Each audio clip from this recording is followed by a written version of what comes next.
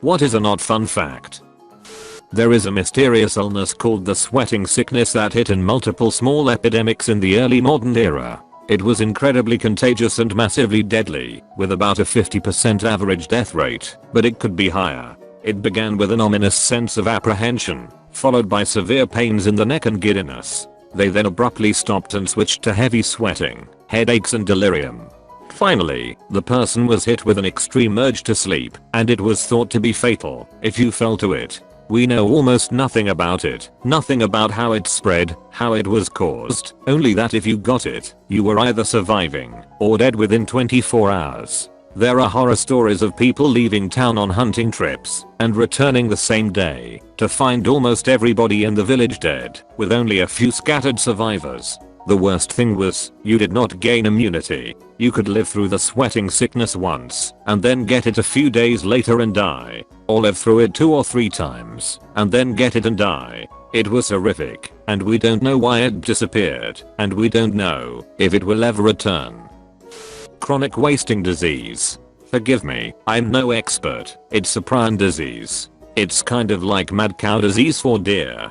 It's 100% fatal. The problem comes with the fact that prions cannot be destroyed. So the infected deer can urinate in a field, spreading this disease into the soil, then into the foods we eat. It's been shown to infect some primates as well. So the risk of human transmission must not be ignored.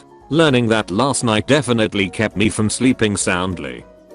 Gmail scans every photo you send on the service. Illegal pornography was smuggled so frequently on the service that they had to implement a bot to detect it. They will report you to authorities. While I'm sure the average user isn't smuggling this crap, they probably don't want all their pictures being looked at either. Gmail scans every email you send or receive. So do all other professionally run email services. If you ran your own email server, you would want to have it scan your email too, for things like spam and viruses.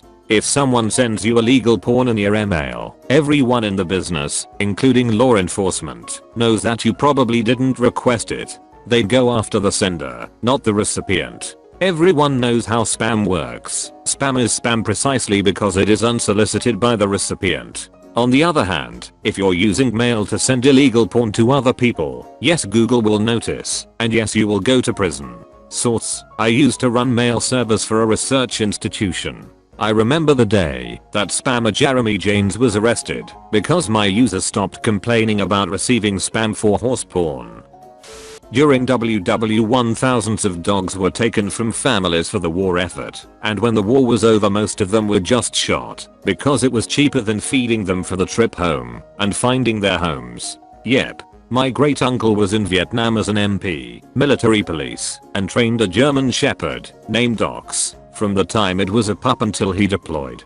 He spent over a year in Nam, and he begged to pay the military to take the dog with him. They refused, and when the next MP came in they gave him Ox. Ox wouldn't listen to the MP, so instead of shipping it home or letting my uncle pay, they shot him. My uncle is a great dude and the story rips me up. He refused to own another dog the rest of his life because it would never be as good as Ox. There's something called a gamma ray burst. Basically, some stars will periodically produce a burst of gamma rays with no warning. If this happens to a star close enough to the Earth and hits the Earth, not all that unlikely, they spread out quite a bit. While still being deadly, we'll be hit by a burst of gamma radiation with no warning. Every living thing on the side of the Earth it hits will die, and Earth's atmosphere will be permanently damaged. This could lead to most if not all of the population of the other side of the planet also dying. It's a civilization ending event, and there's nothing we can do to defend against or predict it. Sloths only have enough energy for their weekly toilet trip to the jungle floor. If the baby falls from their underside in the trees onto the floor, they choose to preserve their energy and leave it to be eaten. In Australia there is a plant called the gympie, which has such a severe sting that horses who brush against it throw themselves off cliffs because they'd rather die than continue to experience the pain.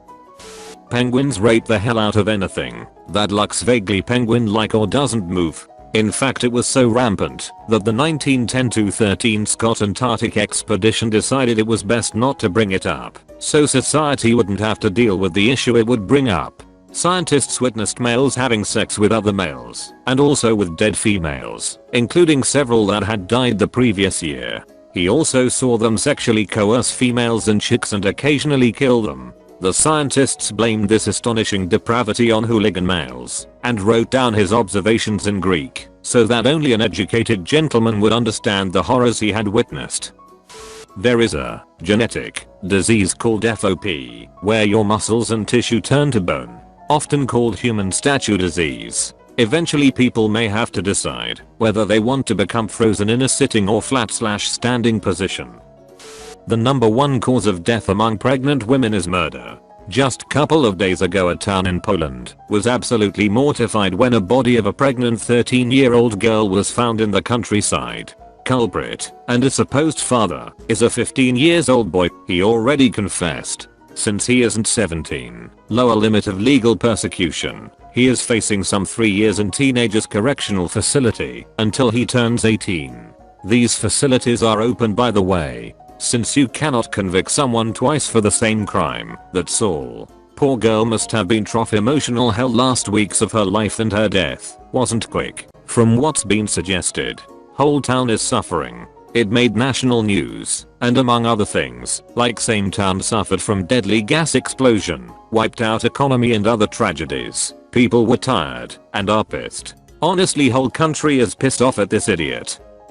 It was once thought for birds, parrots, magpies, to learn to talk, you had to release their tongue. This was done by cutting their tongue completely or partly off, of course without any anesthesia or painkillers. The tongue release plays absolutely no role in the bird's ability to talk.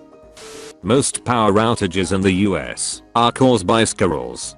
Don't get me started on squirrels. In the UK we used to have the extremely cute red squirrels, but American grey squirrels came over on ships in the 19th century and basically exterminated most of them like little fuzzy Nazi crap bags. There's a few islands like Anglesey or Brownsea Island and rural areas on the mainland like the Lake District and parts of the Highlands that still have them, but for the vast majority of the UK they've been wiped out by their genocidal cousins.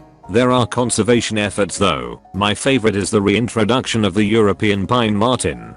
This lovely chap will prey on the grey invaders, but not the native red squirrels, and areas where they've been reintroduced have also benefited the red squirrel quite dramatically.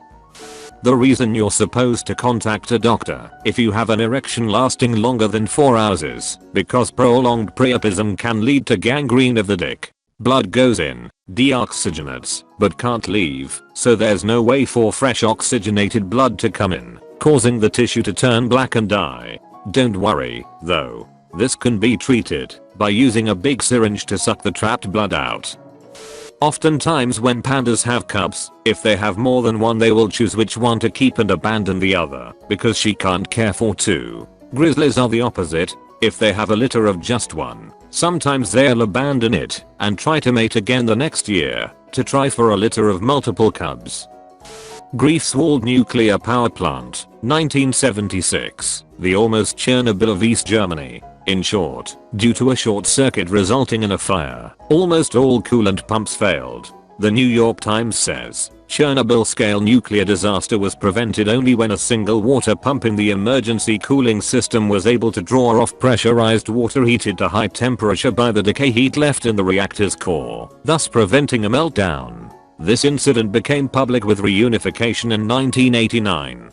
To be honest though, nearly every man-made disaster isn't just one thing that went wrong. It takes a whole series of things to go wrong in a particular order to happen, which is exactly why we build in things like extra failsafes and code/protocols for engineering. Chernobyl happens because there was a long serious list of failures from the design, in the implantation, to the running of it, to literally doing the opposite, what you were supposed to when crap was going wrong.